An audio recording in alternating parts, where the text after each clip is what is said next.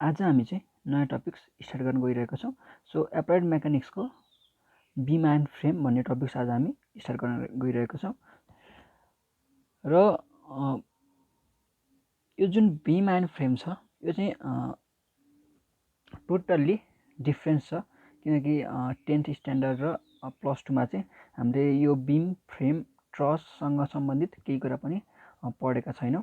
So यो चाहिँ totally different छ एन्ड सबै बेसिक कन्सेप्टहरू चाहिँ हामीले यहाँ यो एप्लाइड मेकानिक्स आईमा लिनुपर्ने हुन्छ। सो यो फर्स्टमा सुरुमा चाहिँ एकदम डिफिकल्ट लाग्छ, तर पढ्दै गएपछि त्यति धेरै डिफिकल्ट छैन, बानी भइहाल्छ। सो यसमा चाहिँ अलि बढी प्र्याक्टिस गर्नुपर्ने हुन्छ। र एप्लाइड मेकानिक्समा हामी जुन पढ्छौँ बीम एन्ड फ्रेम ट्रसहरू जुन छ त्यो चाहिँ यहाँभन्दा माथि हामीले पढ्ने विषयको लागि चाहिँ यो चाहिँ बेसिक हो।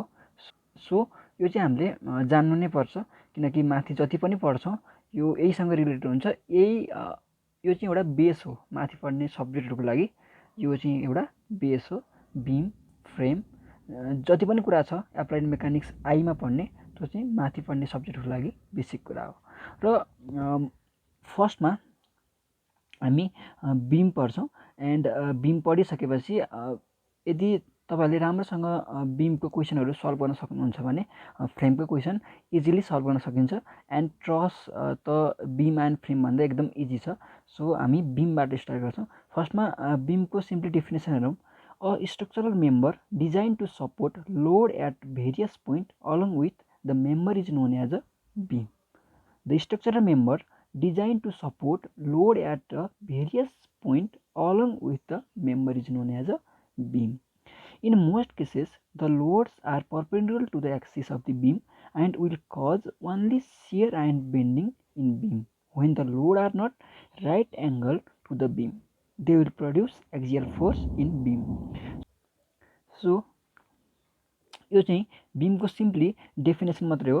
यसलाई चाहिँ तपाईँले पज गरेर लेख्न सक्नुहुन्छ, तर यसमा अहिले धेरै फोकस नगर्नु। यो सुरुमा पढ्दाखेरि के हो जस्तो लाग्छ। यहाँ धेरै कुराहरू आइरहेको छ, जस्तै सपोर्ट छ, लोड छ, होइन, मेम्बरहरू छ।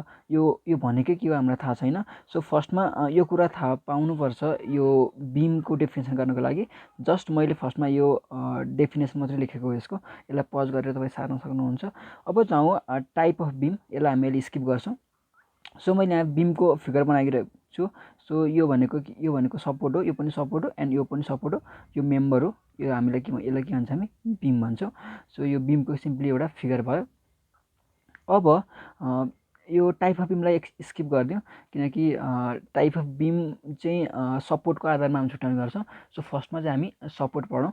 सपोर्ट भनेको सिम्पली सपोर्ट भनेको के हुन्छ, आधार, बेस, जसमा चाहिँ अडेको हुन्छ, टेका। यसरी हामी डिफाइन गर्न सक्छौँ सपोर्टलाई। सपोर्ट भनेको हामीलाई थाहा छ generally. And there are three type of support. So फर्स्टमा छ roller support. There is no movement in vertical direction, so vertical reaction is developed. Roller सपोर्टको केसमा के हुन्छ भने there is no movement in vertical direction. So जहाँ चाहिँ movement हुँदैन अभियसली त्यहीँ चाहिँ रियाक्सन आउँछ। So vertical reaction is developed. Vertical डिरेक्सनमा मुभमेन्ट हुँदैन मतलब के हुन्छ, त्यहाँ चाहिँ भर्टिकल रियाक्सन आउँछ। As a member is free to move in a horizontal direction, so no horizontal reaction is developed. होरिजेन्टलमा मुभ गर्न फ्री छ भने त्यहाँ रियाक्सन त प्रड्युस हुँदैन। तपाईँहरूलाई रियाक्सनको बारेमा थाहा छ, हामीले +2मा पनि रियाक्सनको बारेमा पढेका छौँ। जहाँ चाहिँ मुभ गर्न दिँदैन, जहाँ चाहिँ रेस्ट्रिक्सन हुन्छ, त्यहीँ त के आउँछ, त्यो रियाक्सनहरू डेभलप हुन्छ। सो रोलर सपोर्टको केसमा के छ, भर्टिकलमा चाहिँ मुभमेन्ट गर्न दिँदैन, सो त्यहाँ के आउने भयो, रियाक्सन आउने भयो। एन्ड होरिजेन्टलमा चाहिँ होरिजेन्टल डिरेक्सनमा चाहिँ के छ, मेम्बरहरू मुभ गर्न पाइरहेको छ, सो त्यहाँ के हुन्छ, रियाक्सन आउँदैन। There is a no rotation of member, so no movement reaction is develop. त्यसै गरी मुभमेन्ट रियाक्सन पनि डेभलप हुँदैन in case of roller support. So roller सपोर्टलाई यसरी डिफाइन गरिन सकिन्छ। कुनै प्रब्लमहरूमा यसरी पनि दिएको हुन्छ। सो यसलाई याद गर्नु होला। एन्ड रोलर सपोर्टको केसमा के हुनु पऱ्यो, याद गर्नुपर्ने कुरा के हुन्छ भने रोलर सपोर्टमा चाहिँ के आउँछ, भर्टिकल रियाक्सन मात्रै आउँछ। रोलर सपोर्टमा भर्टिकल रियाक्सन वानली। अब कुरा गरौँ सेकेन्ड सपोर्ट हो hinge support. In hinge support there is no horizontal and vertical movement, so horizontal and vertical reaction are developed. हामीले रोलर सपोर्टमा के भनेका थियौँ, there is no vertical movement, so त्यहाँ के मात्रै प्रड्युस भएको थियो, भर्टिकल रियाक्सन मात्रै प्रड्युस भएको थियो। तर हिन्ज सपोर्टमा के हुँदो रहेछ, होरिजेन्टल र भर्टिकल मुभमेन्ट दुवै हुँदैन रहेछ। सो हिन्ज सपोर्टमा तपाईँले एड गर्नु के पर्यो भने यसमा होरिजेन्टल र भर्टिकल दुवै रियाक्सन डेभलप हुन्छ। As it free to rotate, so no movement reaction is develop. Movement reaction hinge सपोर्टमा पनि प्रड्युस हुँदैन। सो हिन्ज सपोर्टलाई यसरी डिफाइन गरिन्छ। के हुन्छ हिन्ज सपोर्टमा, यसमा याद गर्नुपर्ने कुरा के हो भने होरिजेन्टल र भर्टिकल रियाक्सन डेभलप हुन्छ। अब कुरा गरौँ फिक्स्ड सपोर्टको बारेमा।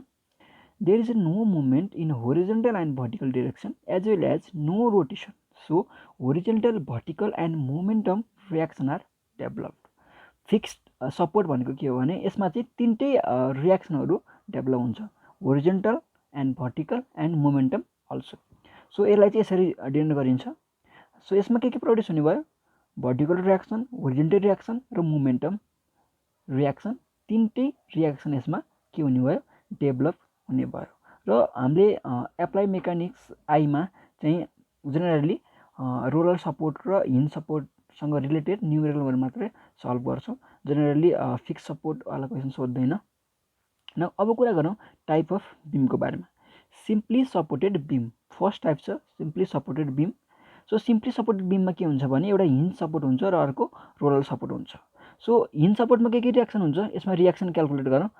एउटा हुन्छ भर्टिकल रियाक्सन हिन्ज सपोर्टमा, अर्को हुन्छ के हुन्छ होरिजेन्टल रियाक्सन। र रोलर सपोर्टमा के हुन्छ, रोलर सपोर्टमा हुन्छ भर्टिकल रियाक्सन मात्रै। सो यसमा टोटल रियाक्सन कति रहेछ, 3 रहेछ। अब कुरा गरौँ क्यान्टिलिभर बिमको बारेमा। क्यान्टिलिभर बिम भनेको के हो, त्यस्तो बिम जहाँ चाहिँ फिक्स सपोर्ट मात्र हुन्छ।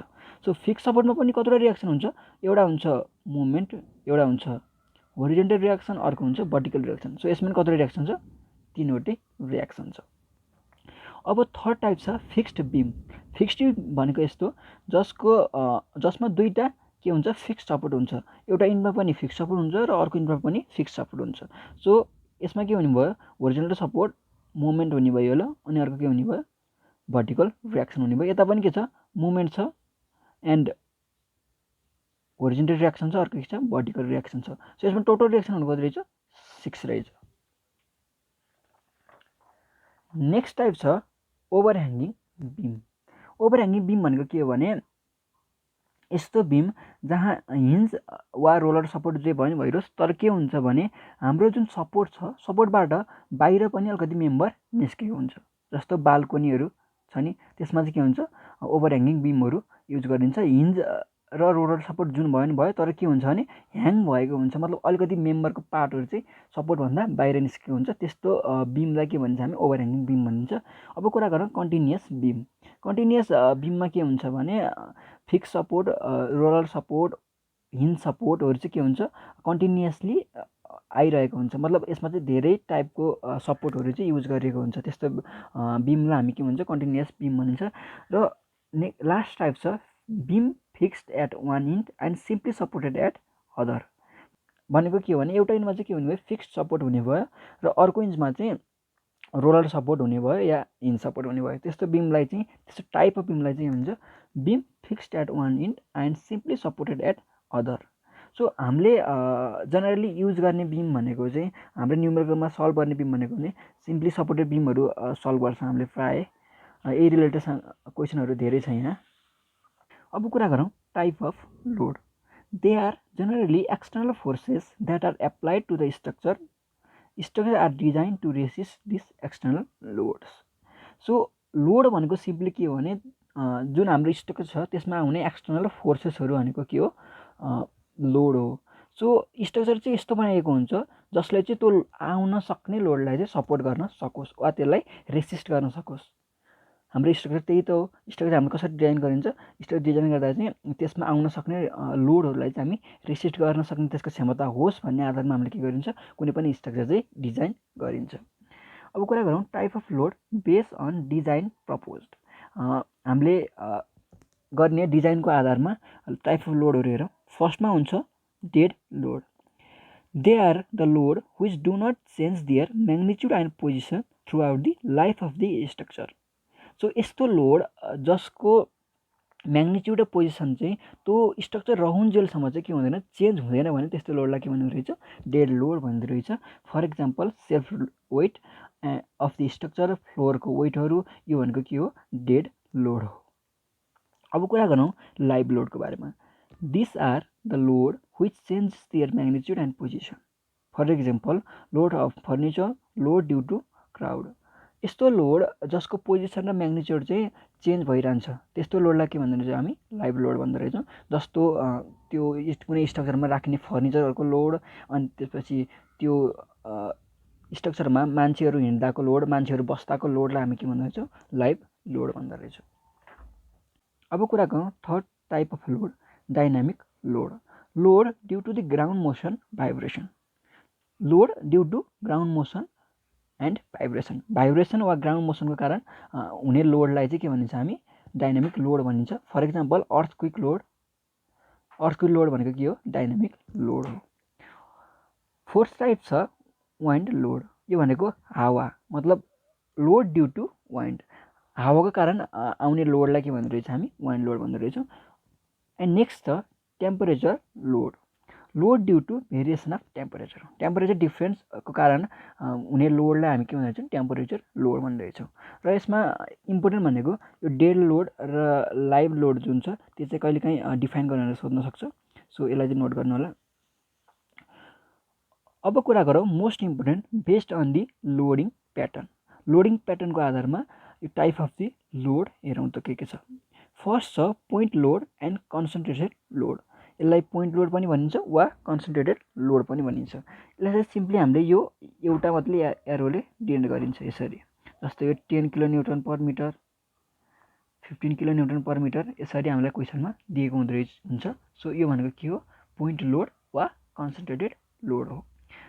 र सेकेन्ड टाइप छ युनिफर्मली डिस्ट्रिब्युटेड लोड, जसलाई चाहिँ हामी युडिएल भनेर डिनोट गरिन्छ. सो युनिफर्मली डिस्ट्रिब्युटेड लोड भन्नाले युनिफर्मली डिस्ट्रिब्युटेड लोड भन्ने वर्डले नै जनाउँछ. युनिफर्मली भनेको हरेक ठाउँमा चाहिँ इक्वली डिस्ट्रिब्युट भएको लोड भन्ने बुझाउँछ.